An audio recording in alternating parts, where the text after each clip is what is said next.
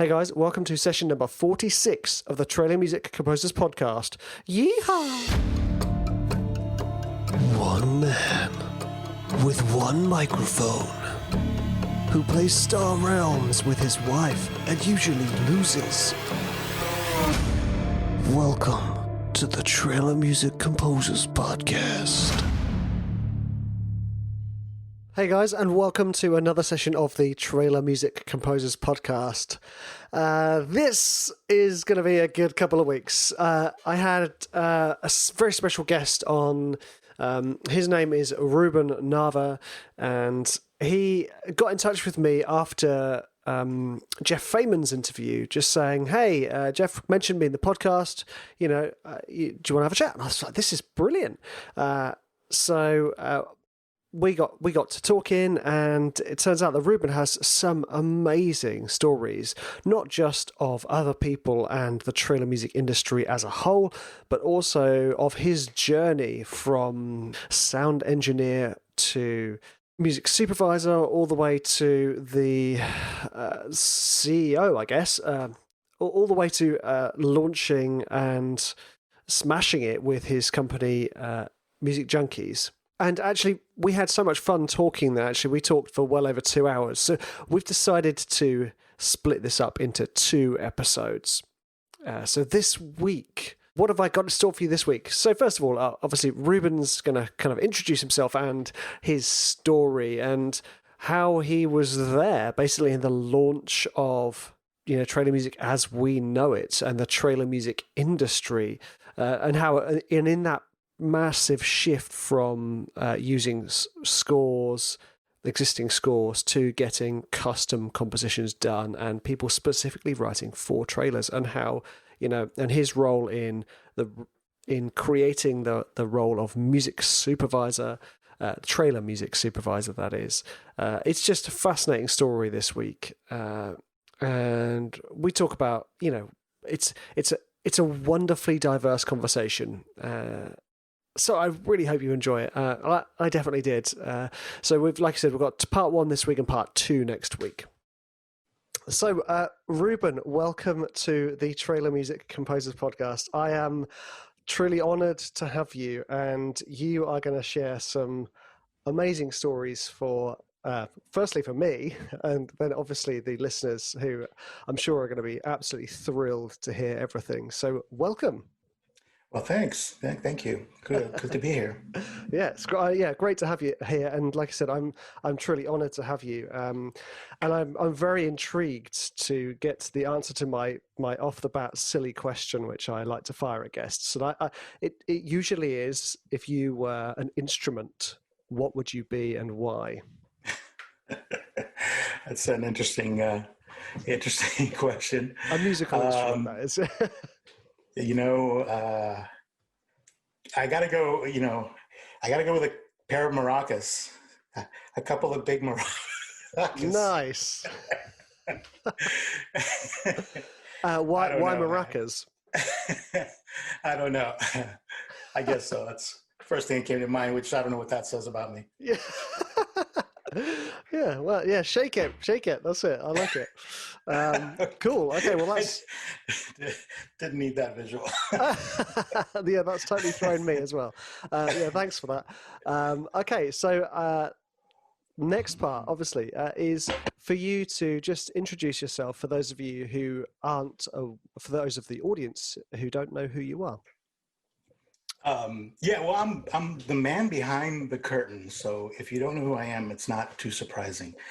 I don't play a lick of instruments, although I used to. I did go to MI. I have a music theory background. I always tinkered with sound, and I moved to LA from Northern California to try to make a mark and for myself and try to make a living and figure something out with my life. And I thought I wanted to be an attorney before I moved down to LA, but I found myself sitting in the law library studying case law. And I could not stop thinking about music. I couldn't stop thinking about, at the time I was really into Holdsworth. And so that dude just messed with my mind. Like, how's he doing all that? And I just couldn't focus on anything else. And, I went down to LA and tried to get some questions answered musically and just audio. I've always been an audiophile as well. And basically, it just didn't pan out for a couple of years. I just went around starving, in LA. But that in itself, is a lesson. And then a friend of mine, a guy by the name of Jeff McFadden, he was working at a trailer house, and he knew that I had just been fired from my previous job, which was putting up drywall and painting and light construction. And he knew I'd just been fired because it was his roommate who I was working for. And a long story. It was he used the wrong paint on a wall, and it was off-white instead of white, and that was enough. But at that point, we were all so broke. We weren't even really getting paid. I mean, he was paying us just by buying us a meal, and that was, enough. Wow. Because at least it was something. And so he called me up one morning and he said, "Hey, listen, I hear you're not working for," his roommate Matthew. He goes, I heard about it, and so you're available. And I'm like, "Yeah, why?" And he said, we need a driver over at this ad agency I'm working at. And I actually almost didn't do it because I'd stayed up all night. And I kind of thought about, I don't know where my next meal is coming from. So I better get cracking. Plus, it was right down the street from my little studio apartment that I had, that I shared with several other people. Any number of musicians, we all hung out together. And whenever somebody needed a place to stay, they'd come in, and, we all lived in one little tiny room. Those that could pay would pay. A couple of guys took advantage of it. There was one guy who basically lived out of his car, would come in and take showers. And, that was his way of like, "Hey, I don't technically live here, so I don't have to pay." But, I'm just he would, water. yeah, just borrowing everything. He would cook there as well. But whatever, we were all going through a rough time. And every now and then he would show up with some meat, which we, were like, "Wow, meat." Found out later he was stealing it all. He would go to the grocery store and just stuff it down his pants. And, I was like, okay. So, but yeah, so I took on this job as a driver, and I just kind of put my head down and just started working. And it was a whole different world for me because these people were professionals, and it was just a different world from where I was at the time. And I just wanted to work. So, like I said, I just, I knew the area, and at the time I had, a car. By that point, I had a car, so I could, be a driver. And incidentally, my car had half a steering wheel because the LA heat is so intense. This is an old Volkswagen Carmen Ghia with a wooden steering wheel, and the wood cracked, and it finally just gave, all the way. So I was driving around with half a steering wheel. Every time a cop would pull up next to me, I'd cover it up, put my arm over it just to make sure, because I'm sure they would pull me over for something like that. And it got tricky. It got tricky trying to drive, in a rush, trying to deliver, at the time, tapes. And, but yeah, I just started working hard and didn't really socialize much or anything, and just figured this is my gig now. Then at that point, the owners said, "Hey, we like your work ethic. Would you like to stay with this company? Do you think you have a future with this company?" And, eventually, we're growing, and they were growing spectacularly well. This was in the 80s, and there were very few trailer houses at the time. And Aspect was one of the up-and-coming trailer houses. Actually, at the time, they were already fairly well established. And they asked me if I wanted to become an apprentice editor. And I said no. And they were kind of surprised at that, because everybody wanted to be an editor. That's the normal path.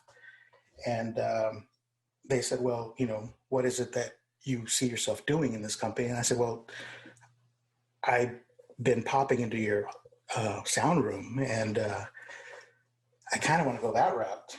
And they said, well, the thing is, that's some pretty technical stuff. And, we usually hire people that are trained for that. And I said, I, I've been coming in here on weekends on my own time to learn some of that stuff. And they were surprised to hear that.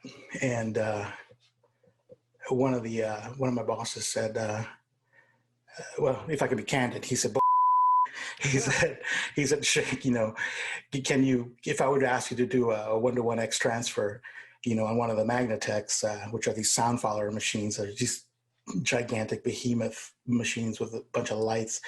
And I said, yeah, I can do that. And he said, I'm going to call you on that. When we go back there, you show me. And I was like, all right. So I went back there and I aced it, nailed it. Everything was great. I threw some, tape up there, biased it, ran some tones through it. And they were kind of surprised. And they said, how is it that you know this stuff? And I said, well, funny thing is that one of your assistant engineers in here, he wants to be an editor. And he figures his path to become an editor is if he can find a replacement for himself. And I said, I'll do it. So he's been showing me stuff on weekends. And, I owe a debt of gratitude to him. His name is Jim Hale. And if you don't know Jim Hale, he later went on to garner many awards for Aspect. He became one of their star editors. And beyond that, he then started a little company called Trailer Park. So he's one of the founders of Trailer Park. So Jim, if you listen to this, thank you again. So yeah, he's one of those guys that, I'll always be thankful for what he did going in there. That's amazing. Yeah. But that led to, becoming a full-on sound engineer. Then I learned a lot from this, like I mentioned, Craig O'Donnelly. He was one of these guys that just really knew his stuff, and he just showed me the ropes. And another guy I'm, just eternally grateful for, because I feel very lucky to have learned from that guy as well. He just really knew his stuff. So yeah, it was just luck. I mean, a little bit of work. You got to put in the work, Yeah. You got to chop the wood, carry the water, and you do that. And every now and then, you find yourself in a lucky situation, and you can, try to make the most of it. And that's kind of what I did.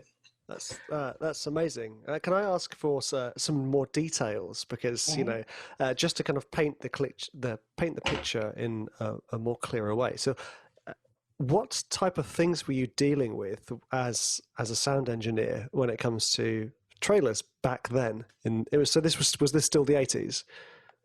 It was still the 80s. Yeah, this was 1988, and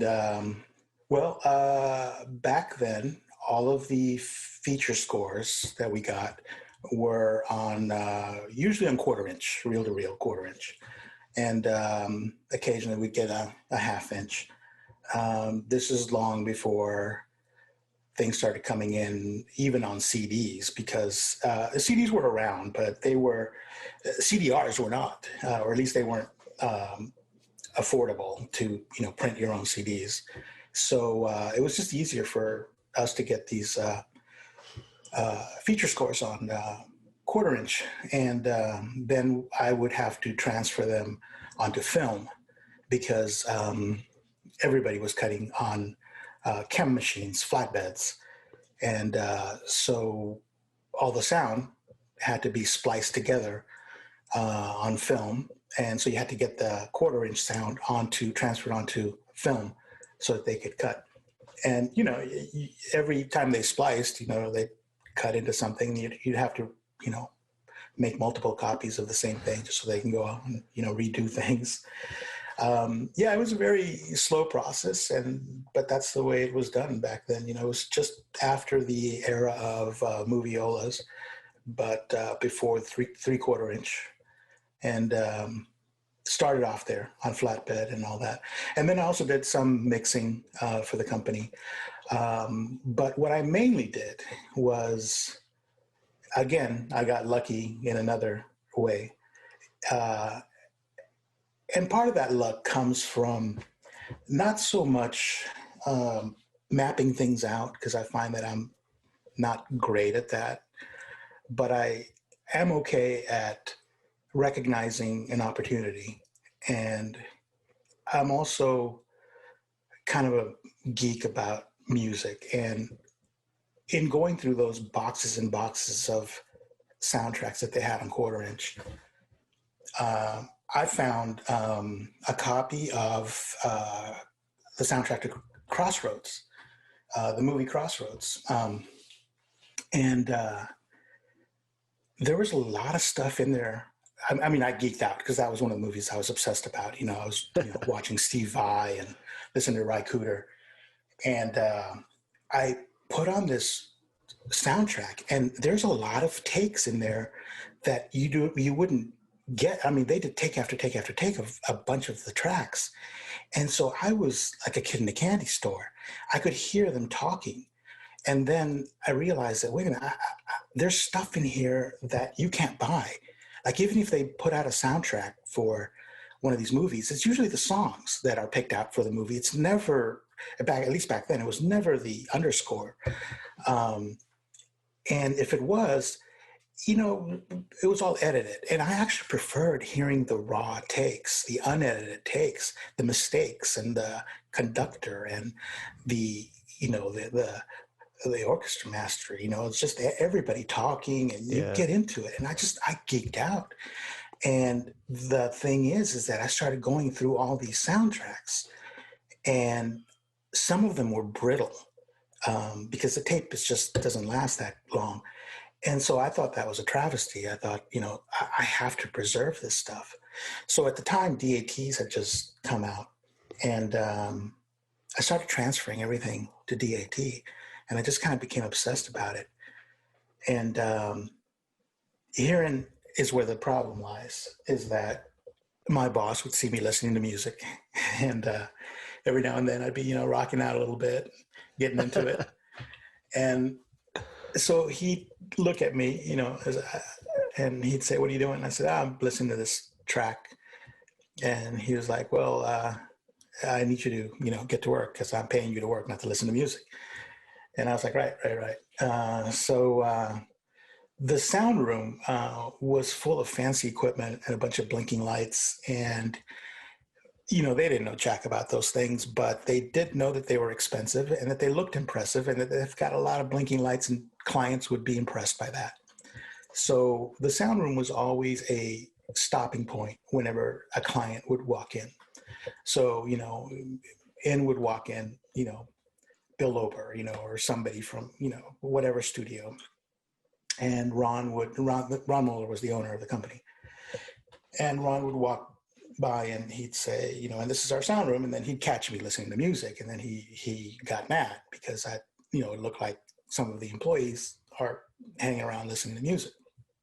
And so I was warned not to do that multiple times. But to me, it was more important to preserve these tapes. To me, it was more important to listen to these takes that were not available. You couldn't buy them anywhere. And I kept doing it. And sure enough, he threatened to fire me, and he did. He fired me. Now, wow. Luckily for me, what we were doing was kind of complicated. If you ever get a chance, Google one of these sound follower machines, and specifically the Magnatechs that we were working with, and they're pretty behemoth, complicated, archaic things, and so they couldn't easily replace me. So, and it was a different culture back then. Like, people would get fired all the time, and they'd get rehired, usually with a raise. And that's exactly what happened with me. He asked me back, and cooler heads prevailed, and he said, "I'm going to hire you back, but on the condition that you don't listen to this music. We can't have you, listen to music when I'm walking clients, when I'm, giving the tour to the clients." And of course, I didn't stop. So he fired me. I got fired like 3 times in 1 year, and each time came back with a slight raise. And that all changed one late night when the editor, the client, and Ron were working on this project. The editor was Michael Johnson. The client was Mike Camp from Paramount, and Ron, the owner, were there late at night because they couldn't find just the right sound, the right music for the trailer they were working with. The trailer they were working with was The Naked Gun. So they had me throw a bunch of soundtracks up, and nothing was working. And then I kind of got a sense for what they wanted just from listening to them. And I said, I think I heard something that sounds like what you're describing. So can I play it for you? And Ron looked over at me like, you're not supposed to talk to the client kind of look. And I was like, maybe I should just shut up and do my thing here. And because I was not, at their level by any means. And luckily for me, the client said, sure, let me hear what you got. And even luckier for me is that he ended up liking what I put up there. It was a jazz piece, but it was kind of like a fun, over-the-top, jazz piece, which is so unusual because, we hardly ever use jazz in trailers, unfortunately. But, you can imagine cutting to a 251. A lot of these editors are just straight up 4/4 people. So, yeah. But anyways, the client said, that sounds pretty good. Michael, why don't you cut it in, send it to me in the morning, and we'll see. And he's got it in the morning. He liked it, and then he sent it out for testing. It tested really well, and he said, let's finish it. And, the next time Ron was a walking client, he walked into the sound room, and I was listening to music, and he's like, what are you doing? And I, quickly popped off the headphones and nervously, and I said, I was listening to music again. And he said, good. And that was a shock to me. Going from getting fired to like, good, glad you're listening to music. Nice. So, yeah, so that started a trend. I pitched the idea after that. I said, why don't we have a music supervisor, like features do? Because at the time, no trailer houses had music supervisors. And my other boss, Jeff, he said, Ruben, we're not going to pay you to walk around and listen to music all day. It's just not going to happen. And so it was an idea that I had to keep pitching. Eventually, it was the editors that kind of did it. The editors came up and said, hey, I'm looking for this or that. And I said, hey, well, I've heard this, try this, try that. And it just kind of naturally evolved. And then pretty soon it went to, hey, they became a little more open to the idea of having somebody help them out with music. And it was a novel idea. Sometimes I remember one editor said, guess what Ruben's job is here? All he does is listen to music. And Mary was like, what? That's not even a thing. And, but it became a thing, and now every trailer house has a team of music supervisors. Yeah. Wow. That's so cool. Yeah, P.S. I am currently looking at a picture of the sound follower machine whilst you're talking. That is a beast. That's how old I am. You look at that thing, you're like, that looks like something out of Chernobyl. Yeah, or some very early sort of Star Trek outtakes.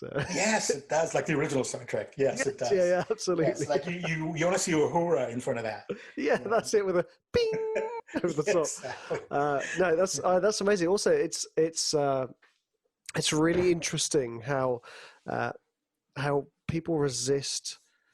Kind of almost like a natural flow if it's not the expected flow. And what I mean by that is like the fact that you were listening to music, and even though they were struggling to find the music, there's some guy here who's passionate about music, and we just, until the dots have been connected, we don't see the connection. But now, as you say, because that one client for Naked Gun liked it and it landed, it was like, oh, good, you're doing the research now, and then all of a sudden, these trailer houses start to. So, how long did it take before other trailer houses sort of cottoned on to having a supervisor? Well, like I said, it went from, don't listen to music, you're going to get fired, to, hey, this is Ruben. He's our sound guy. He's our, music expert. So at that point, word started getting out from the clients. They would start going to other trailer houses, often working on the same project. And they'd say, hey, Aspect has this, music specialist, and of course, not to be outdone, every other trailer house then said, well, we got to get our own music specialist. And of course, then thereafter, the moniker, of music supervisor was attached, which is really what it always was. It was so new that nobody really used that term at the time. And then later, other houses, Kaleidoscope got, David Leib, about 5 years later. So it took a while for it to get going. Kim Randall, who, right now Bobby Gum replaced Kim Randall. And Bobby Gum is considered, one of the guys that's been around forever. But I remember when he, came up, and Angel, another guy, there's waves of these guys that I've seen come. Some of them stay, some of them go. A lot of new faces, a lot of people that I have never met, a lot of people who don't know my history, and I don't know theirs. So a lot of times it's cold calling somebody when I'm pitching music. Yeah. But yeah, there's for those people that have been around, Holly Williamson, the veteran music supervisors, they kind of know the history. And then, after that, there's some other very established people, Todrick Spalding, who, came up under Angel's wing. Yes, Is that Angel Mendoza? Correct. Yeah. Yeah. Is Todrick is it Disney now? I think he's back at Mob Scene. Mob Scene. Yeah. There we go. Yeah. But I think you might be thinking about Omar. Who's Omar? Thank you. Yeah. There we go. Yeah. Sorry, guys. Just to mix up. It's hard to keep up. Brian Vickers is over there as well. Yeah. And April Flores as well. Oh, there's a lot of people who are just fantastic at finding really great music. The industry is in really good hands, I must admit. Yep. It's in really good hands. I hear some of the stuff that's being done. Annie Colvin over Jax, doing some great work. Yeah. A lot of these people are, I feel good about it. It's in good hands. It's kind of, I feel every time one of them gets an award, it makes me feel great that, the position has come from a place of you're going to get fired for doing that to now you're going to get an award for doing that. Yeah. So it feels good. I feel vindicated every time I see somebody get an award. So how long? So let's go back a little to the point where now when your boss walks into the sound room and you're listening to music, he's like, "This is our supervisor." How long was it before you really started getting that level of recognition and even being brought on as the supervisor rather than just the sound guy who knows his music? Yeah, a couple of campaigns that landed well and did well, and then pretty soon they were asking to replicate that. And like I said, I popped into that meeting where they wanted to advertise a really depressing movie as a comedy, and I realized that the way they were going to do that was through music. So, the subject matter was very heavy. It was a woman dying of cancer. And, at the end of the meeting, they said, so we need some comedy music. And that, really opened my eyes as to how they market things. Yeah. And the movie was Stepmom. And if you look at the trailer, it's a very fun trailer. And you see the movie and you get something entirely different. But, that's often the case. You see the trailer and the movie is quite different. Yeah. And if it opens well, if it opens big, then the ad agency has done their job. So, just to dive into that point a little bit, because actually that's kind of a pet peeve of mine when the trailer is dramatically different from the film. Right. So was it actually quite a common approach then for it to be like, okay, the film is not what we'd hoped, or it's a difficult matter to sell. So how are It's we going to sell it? it's actually it depends on the situation. There are times where they feel that if they advertise the movie the way uh, that represents the movie as it actually is, they feel like they're not going to get the type of numbers that they need, so they advertise it in a way to maximize the amount of people, to maximize their audience, the amount of people that will go to see it in the theater. So that is what you're talking about. And it is kind of a pet peeve because you're expecting one thing and you get another thing. But a lot of times it happens because um, the movie hasn't been cut down. So, the editor has to work with a much longer feature film. And you don't know by the time you have to get the ad, campaign going, you don't know what the final cut is going to be like, the one that's going to air, or be, in theaters. So you may have picked something, one of your selects is something that is, ended up on the cutting room floor. So, sometimes it's through no fault of, the editor or the ad agency. That's it's just fascinating. It's just reminding myself as much as I'm sure for the listeners of the process that is happening when trailers are being cut. Even to this day, I know that is how it has and does work, but it just need to remind myself sometimes, you know, the cuts are going to be different just because they're working at the same time that the movie is being filmed and or cut. Mm-hmm. Amazing. Yeah, sometimes it is by design that they mislead people. Like I said, it's to get the numbers up. All these things, they go through rigorous testing. Sometimes the testing itself dictates, if something didn't test well, usually one of the first things they do is they uh, change direction, which usually includes changing the music. So, Of that course. leads to um, one of the things that I find that some of the composers that I work with, they very often ask, hey, did my music get used? Did that work? And the answer is the people that I'm talking to, the music supervisors I'm talking to, they probably don't know. Um, as a music supervisor, you come up with ideas, you give the editor what he or she wants, and you hope it works. And if it works, you're moving on to your next project, and you're usually juggling a number of projects. It's really not the music supervisor's job to see a piece of music all the way through. So very often, once we hand it off to the editor, we may or may not know if it worked. We know if it didn't work. Sometimes if the editor comes back, we don't know if the editor cut multiple versions. We don't know if which version the client ended up liking. Basically, we don't know what ends up getting used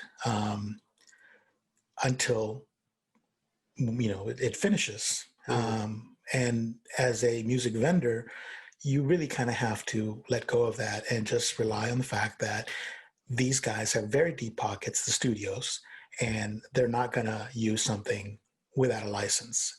Um, they'll contact you. If it's being used, they'll contact you. So basically, you pitch, you submit, you keep your fingers crossed, and you move on to the next thing you can pitch. You go on about your business to create music, and you do your homework and find out what's coming down the pipeline and put together some playlists and even write music for what's going to happen a few months from now, and then you pitch accordingly. And I think that's one of the things that a lot of composers will finish something and then they'll start pitching it. But movies are seasonal, so if you've got a great horror track, it might be a great horror track, but if you're pitching it during rom-com season, you're not going to see too much. um, you're not going to get any bites on that. So you got to know when to pitch. So you got to know that, for horror season, you got to start pitching that, 2 or 3 months ahead of time. For the holidays, in fact, just now, we were just in Halloween season, and all the briefs I was getting, the few briefs I've gotten this year because of COVID.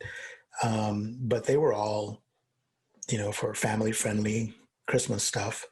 And, I'm getting those, ramping up into Halloween and as far as real time, you know, so you got to know when they need it, not just what they need, but when they need it. So I just want to say to my listeners that all of that stuff you've just talked about there is absolutely golden advice, specifically about when you're talking about just sending off your music and then getting on with the process of writing music and not concerning yourself with the music that may or may not be on an edit or in even in the contract stage of licensing, because until it lands, just get on with your business and just keep doing the work you're passionate about, which is writing music. Because I've spent many wasted hours worrying whether or not I'd get a job. Mm-hmm. It was always pointless, and whether I got it or not, the worrying didn't change anything. But just getting on with it, just brilliant advice. Yeah. And I also want to talk to you about the seasons. So you talk about trailer music being seasonal and movies being seasonal. And just for my listeners' sake, can you kind of highlight exactly what you mean by that? Well, every year we have, usually at the beginning of the year, you get, you get the tail end of the family-friendly stuff because people are, still on holiday and they're coming off a holiday. And then you get into the rom-com stuff, the spring stuff. Then you get into, there's actually a little second bump of horror stuff that usually happens around late January, early February, mid-February. You can usually get the B horror movies, usually not the big horror movies that are going to debut in Halloween, but you get like a little bump of the B horror movies then. And then you get into a lot of the buddy comedy, situational comedy stuff. And then you start ramping up into the summer blockbusters. And that's, I think, where everybody focuses. Like every time I get a submission, it's always, these grandiose tracks that, often are impressive, but it feels like that genre is the genre that everybody focuses on, and therefore that genre is a little bit saturated. And it's probably the genre that I spend the least amount of time looking for music for in that area. It's always the comedy stuff that's harder to find. It's always like, the sweeping stuff, the stuff that has a little bit more of an adventure feel to it. Yeah. So yeah, you get past the blockbusters, and then you start ramping up into the Halloween, and then the family friendly stuff, the adventure stuff, the Christmassy stuff. And then it cycles like that. And then that's coming. So you pitch your music accordingly. You pitch it a few months ahead of time. Some of the larger campaigns start earlier, like the blockbuster films. Sometimes they're, a year out. You'll see a teaser a year out before the movie is released. But for the most part, it's usually just a few months ahead of time. And so yeah, like I said, it could be the perfect track, but if you give it to them at the wrong time, it's of no use for them until another year. Again, just such fantastic advice, because I have found the exact same thing, that when you talk trailer music with a lot of people, their idea of trailer music is basically sort of hybrid epic orchestral, i.e. Right. blockbusters, and I'm always like, no, guys, you're missing a trick on so many genres. Even within each genre, there's almost different selections for each act as well. Like you say, the comedy stuff. There's some great fun music you could be writing for a comedy trailers, and and there's some pitfalls for everything, even the comedy stuff. When I do get comedy tracks submitted, or when we, work on comedy tracks, or have somebody write a comedy track, they're usually over the top comedy. Like they're usually like like almost slapstick comedy, almost like just goofy, cartoonish kind of stuff. And there is a market for that. There's definitely a market for some of that stuff, but most of the time, it's a little bit more cerebral comedy, and that's really tough to nail. And the best thing you could do is just look at previous campaigns and get a feel for what they're using. They're still using, an intro, a setup. For comedy, very often a song at the back end, some pop song, although not always. And write accordingly. Write whatever, kind of a sophisticated comedy is one of those areas where it's much harder to find that. And so if you address that, if you're able to identify that, and if you're able to write for that, then you've eliminated much of your competition, because nobody's doing that, or not very many people are doing that. Right. Whereas everybody seems to be jumping in onto the genres that are kind of impressive to look at. It looks great when you land one of the superhero movies, but everybody's trying to do that. And I'm not saying don't do that. Do that as well. Create a diversified portfolio for yourself to where you're not dependent on just the summer blockbusters. The idea is to create passive income year round. So, and then also, if you're not pitching music yourself, which a lot of people don't, because it's tough to break into that industry, where you have to kind of almost know somebody, and they get so, music supervisors today get so much music that unless you have a relationship with them, they usually just don't even have time to go through everything. But for, those libraries that have a relationship with music supervisors,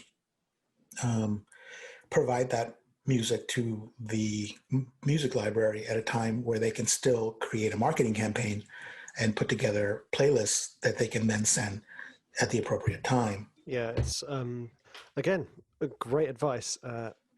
I'm often talking about sort of getting together, although I wouldn't necessarily think of having a huge catalogue. And I don't know. What's your thought on this? Because this is my thing. Is I often tell people to focus on the things that they enjoy and are curious about. Because actually, it's very, very hard to write convincing and authentic music when you don't enjoy the style you're writing in. Yeah, no, absolutely. I mean, in a perfect world, you can do something for all those seasons. But if it's out of your wheelhouse, then you're probably not going to give them something that is usable. And in fact, it could actually even hurt you, because you're giving them something that's probably subpar that somebody else could be doing better. And then they're going to judge you by that piece rather than by what you're, really good at. Yeah. So yeah, you've got to know what your limitations are as well. But if you can address more genres, then do so. And rather than focusing on just the one, especially if that one genre you're focusing on is either saturated, or if it's not hitting for you, then, maybe expand or do something new, or, provide some other, provide music for some other genre. And also know, here's where you get into a little bit of the weeds, but so there are certain trailer houses that work on comedies. There are certain trailer houses that are known for working on action. You got AV Squad, does a lot of action. You got Workshop Creative, does a lot of comedies. Aspect, Aspect was, a lot of companies came from Aspect. Aspect was one of these companies that was responsible for a lot of other companies. Workshop Creative came from Aspect. Trailer Park came from Aspect. Open Road came from Aspect. Gas Station Zebra, before they closed, came from Aspect. Max Q, same thing, before they closed. They came from Aspect. Several companies came from Aspect. And a lot of those companies, the people who started them had a relationship with the clients that would give Aspect a lot of the comedy movies. So consequently, they became also known for that. Whereas some other companies, like also the now defunct Cimarron, was working on a lot of action. But, Interlink, same thing. They were working on live action. So from there came, Seth Gavin, who went over to start AV Squad along with Dan Weatherby. And Dan Weatherby had cut all the, Terminator stuff and all the Alien stuff. And so, their clients were all the action stuff, all the, big summer blockbuster stuff. So when you pitch your music to a music library, that music library should, if they're doing it right, they should know who to pitch to, when to pitch to, and what the nature of the music is, and pitch it to the appropriate trailer house. So what I mean by that is, if I've got a bunch of big heroic stuff and I'm sending it to a trailer house that specializes in comedy, sure, they need to have it, but odds are that it's not really what they really need. So the music library has to know, what type of jobs they're getting. My friend Benedict, who I was his music supervisor for, a number of years. That's also another company that came from Aspect. He started, Statement, who, they just did the Batman trailer, and use that Nirvana song.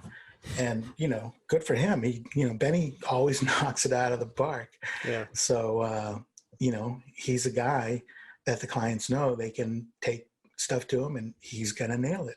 He's known for that kind of thing. So yeah, you gotta know the genre. You gotta know who's working on what, and I don't mean specifically who's working on what. I mean who's good at what genres. Yeah. Who's going to appreciate, this style of music versus another style of music. And that's, again, if you're not pitching yourself, then the library, whoever's pitching for you, should know that stuff. Yeah, I've always found that aspect of everything incredibly overwhelming, because it felt like a completely other job. You spend your time thinking, okay, well, I've got to learn about harmony, melody, structure, all these things, the music theory side. Then I've got to go music production, got to be master of those two things as well. Oh, wait, and now I have to be able to market myself and understand how much to, oh, no. Yeah. Yeah. I mean, it's a full-time job, Yeah. Both, composing, writing, parenting, and then you got the marketing. I mean, there's entire teams that deal with marketing. So, and it's constantly evolving. People are constantly shifting around. After this year, it's going to be interesting to see who ends up where, because I know a lot of people that are not working. So it's going to be really interesting to see who goes back to their jobs. I've already seen several people shift from one company to another now, because another thing that's happening is the companies that are working and do have some stuff are, headhunting from other companies, because right now there's some, people that are not working. Yeah. So they go and pick up some editors that were previously unavailable. Some, music supervisors who were music assistants are now have moved over to music supervisor, music director. So yeah, a lot is changing right now because of this lockdown. And, unfortunately, there's not the amount of work right now. So when theaters open back up, whenever that may be, hopefully, things go back to, being really busy. Yeah. Yeah. Let's hope. I'd like to just pull back a little bit, because going back to your days as a sound engineer, I'm very, very keen for you to talk about this. We mentioned this before we started recording as well. Because anybody who's listened to my podcast knows that I'm referencing something in the introduction when I do my terrible American accent, saying, one man. So, can you tell the listeners a little bit about, firstly, who I'm referencing, and then, to give us a little bit of a story about that, because, about DLF? Yeah. The guy's name was Don LaFontaine. And he was known for recording the Inner World, Yeah, I recorded him saying that So many times. I think everybody did at the time. Anybody who recorded Don at the time probably recorded that line. I know I did a bunch of times. Um, yeah, Don came from Paramount. I don't know. He claims he came up with that line. I don't know. I don't know that for sure. And if you know Don, you'll know that. I don't know. It's like Don is like he could lead, a three-ring circus. Like I could see him there, like taking over and just, feeling right at home. Uh, After recording him for 10 years, we became friends. We talked cars a lot, and there's that car joke that, I'm sure you know about. It's one of those jokes that everybody tells whenever they talk about Don, about him saying that no car is worth a week's salary. And he did have a thing for flying cars. He wanted to get a flying car.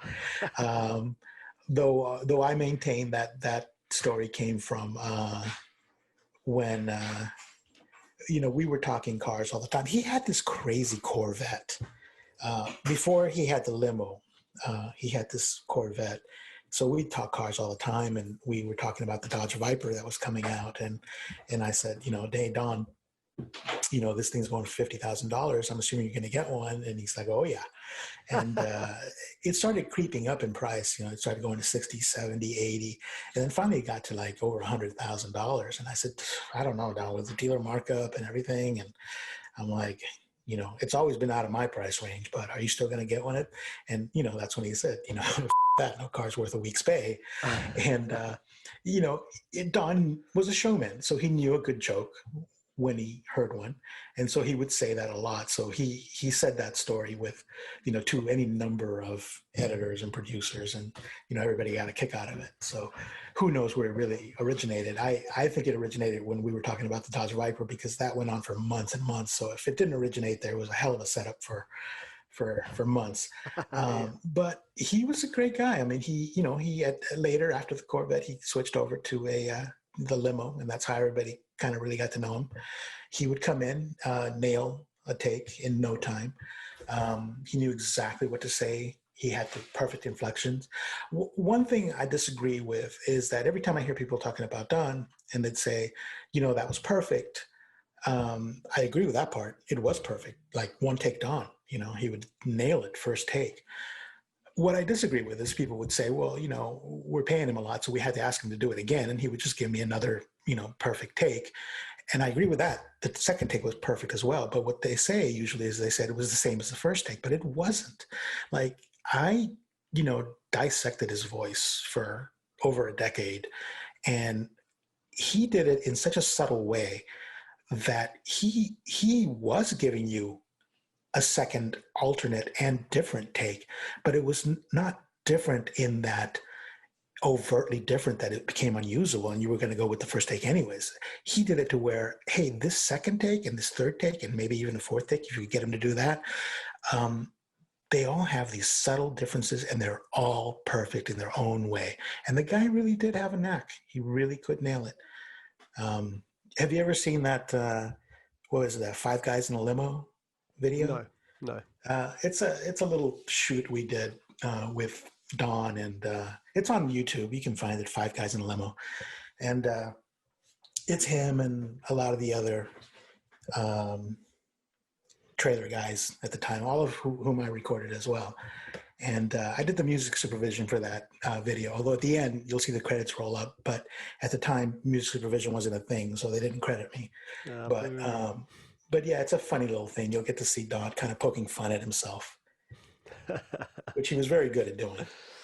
Oh, it's amazing because, he's such a part of the trailer canon, Yeah. and Oh yeah. Yeah. He defined an era. Yeah. His daughter Christine worked at Aspect for a while there too. There's a couple of funny stories there. I went to go record Ed O'Neill, the guy from Married with Children. He was doing some pickup lines for us, and I lugged my Nagra out and went to go record him. And Christine went with me, and he was late by several hours, and he shows up, And he saw Christine and said, "Hey, let's go out and get a drink." They went off. So here we are waiting for hours for them to come back. And they came back, and then, we did the take and all that. But yeah, she worked with us for a while as well. And yeah, I missed the guy. I mean, when I heard he died, I had already left Aspect, and I think that was, I think he passed away in 2008, if I remember right. And it kind of hit me a little hard because, he was a friend. I considered him a good friend. So he was always super great, super nice to me. I'd bump into him all the time at events, whether it was Key Arts or, whatever social event or award ceremony or whatever party. So, yeah, miss that guy. Yeah, and may he rest in peace, of course. Yeah. Just leap off from that sad note of Don's passing to the next part of the story, I think, is going to be really interesting to the listeners.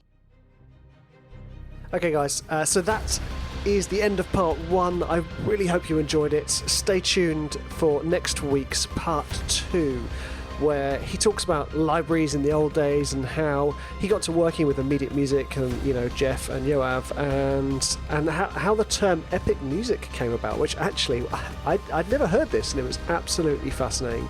And we get to talk about the details of being a training music composer and working with covers, sound design, licensing and fees, etc., etc. It's a great one. I hope you'll enjoy it.